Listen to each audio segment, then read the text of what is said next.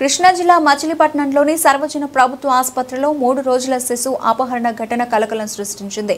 నిన్న అర్ధరాత్రి గుర్తు తెలియని మహిళ నర్సు వేషంలో వచ్చి తల్లి దగ్గర ఉన్న శిశువును అపహరించుకుపోయింది. కాసేపటి తర్వాత లేచి చూసిన తల్లి బిడ్డ కనిపించకపోవడంతో కుటుంబ సభ్యులకు చెప్పింది. వారు పోలీసులకు ఫిర్యాదు చేశారు.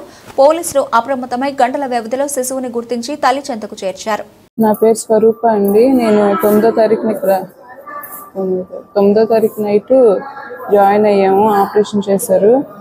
అయితే నైట్ ఏమైందంటే బాబుని వేసుకుని పడుకున్నాను. నేను వాష్రూమ్కి వెళ్దామని లేచేసరికి నేను తెలియకుండానే వచ్చింది. నాకు హెల్ప్ చేయడానికి వచ్చి నన్ను లేపింది. నేను వాష్రూమ్కి వెళ్ళి వచ్చేదాకా బాబు దగ్గర ఉండి ఇంకా నేను బాబు దగ్గర పడుకున్నాను. నిద్రలోకి వెళ్ళగానే ఇంకా బాబుని తీసుకుని వెళ్ళిపోయిందండి. ఆవిడెవరో కూడా మాకు తెలియదు.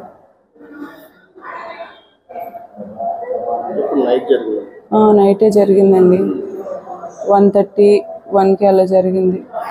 మేము 1:45-2కి లేచేసరికి బాబు లేడు మా దగ్గర. ఇంకా అలా మా నాన్న కింద ఉంటే మా నాన్నకి చెప్తే ఇంకా సెక్యూరిటీ వాళ్ళందరూ వచ్చి వెతికారు. మా బాబాయ్ వాళ్ళందరూ వచ్చి పోలీసులు ఫోన్ చేశారు. ఇంకా అక్కడికక్కడే అందరూ ఇన్ఫర్మేషన్ అంతా గ్యాదర్ చేసేసి వాళ్ళు రామానాయుడుపేట అంట వాళ్ళది కిడ్నాప్ చేసిన వాళ్ళే అక్కడ దొరికాడు బాబు. ఇంకా తీసుకొచ్చి పోలీసులు మాకు అప్పచెప్పారు. బాబుని అప్పచెప్పారు.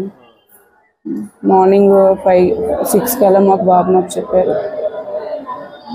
బాబుకి ఇంకా వెంటిలేషన్లో ఐసీయూలో పెట్టారు. కొంచెం నీరసంగా ఉందనేసి. అంతేండి.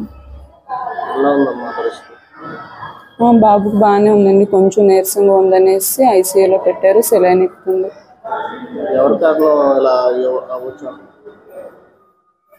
ఎవరు కారణమా అంటే మేము పడుకున్నామండి. సిబ్బంది కూడా ఉన్నారు అక్కడ, వాళ్ళు ఇన్ఛార్జి.